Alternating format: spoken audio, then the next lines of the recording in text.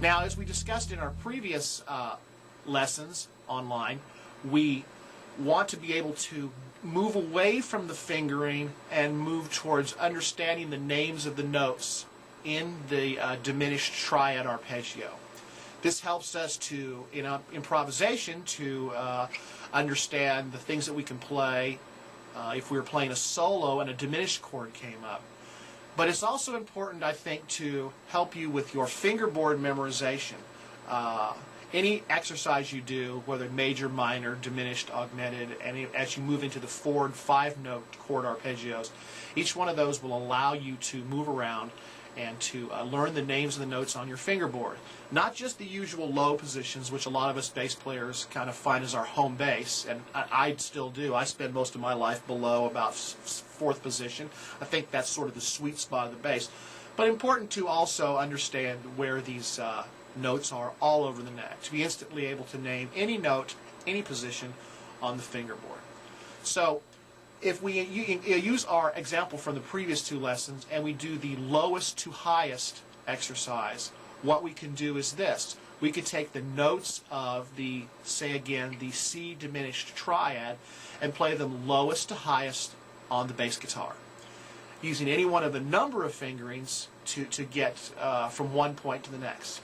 On my 4-string Fender bass here, I know that the lowest note of the C diminished triad for me is this G flat right here, 2nd position, 1st finger as I'm playing it here. So the notes would be lowest to highest. I know that I've got to reach this E flat right here to make that work. Now I can get there any one of a number of ways, and in fact you should change the number of ways in which you get there. But let's start slow, and I'm going to name the notes as I go, making slow shifts with economy of motion to try to get there. So let's start with G flat, C, E flat, G flat, C, E flat, G flat, C, E flat. Lowest to highest, and using only the notes that are in that particular diminished triad arpeggio. And we can move around and play other diminished triads, lowest to highest. One of the things I would like to point out, very, very important, is to get through all 12 keys, not just the easy ones to remember. But again, the nice thing about the diminished triads is once you go back to that grouping that I talked about earlier, you'll begin to see that the pattern repeats, and actually in a lot of respects, for that purpose, the diminished triad is almost a little easier because of that repetition. So I'm going to go through now and play not so much a triad as I'm going to play all the notes that are in that grouping that I talked about earlier. Again, the grouping for me is lowest to highest still as I'm playing it. It's still F sharp, G flat to E flat, but I'm going to add the note A in there. The reason I'm going to do that is that falls within that pattern. And if you notice, I'm going to put some, I'll put some little runners below the lesson today to remind you of what those are. It would be G flat, A, C, E flat, G flat, A, C, E flat, G flat, A, C, E flat. Again, all the notes that make up that little grouping. So what I want you to do is to start slow, work through the examples that I've given you until you can play the diminished triad, lowest to highest on the bass, the right fingerings. Also be able to play what I call the grouping, the diminished grouping.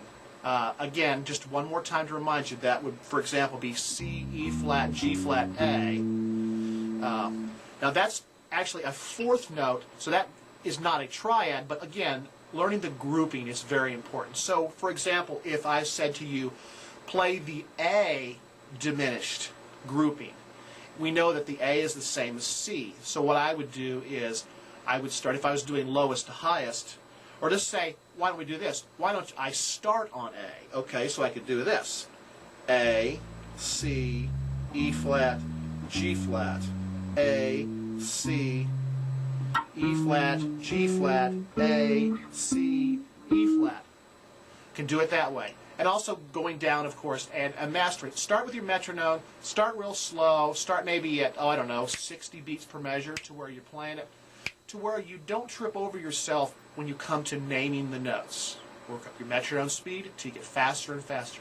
Apply that same principle to the other two lessons as well.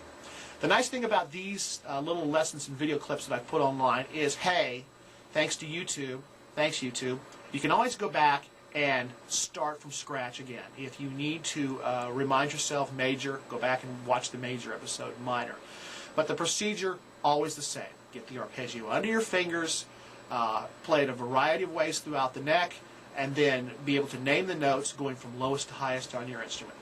Next time we'll talk about the augmented arpeggio, which is a little more difficult fingering-wise, and is another very fast passing chord. But we'll talk about that next time, and we'll do some other things. And as soon as we get done with these triads, we're going to move into our 7th chords, 6th chords, 6/9 chords, all those things using the same principles, and then we'll move on to a couple jazz things, and we'll improvise over some jazz changes using only those triads and 7th chord arpeggios. The most important thing you can do in jazz especially is not so much the scale. In rock and roll and pop, we learn the scale a lot, and we do a lot of scalar leads. But in jazz, it's really important that we master the arpeggio, because the arpeggio outlines the chords, which is the first and foremost fundamental tool for improvising in jazz.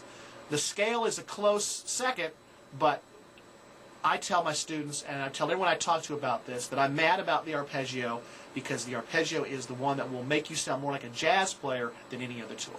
Thank you. We'll see you next time on Bass Block. I hope I'm not gone as long, and I'll have another lesson for you here soon. Thanks. Have a great day.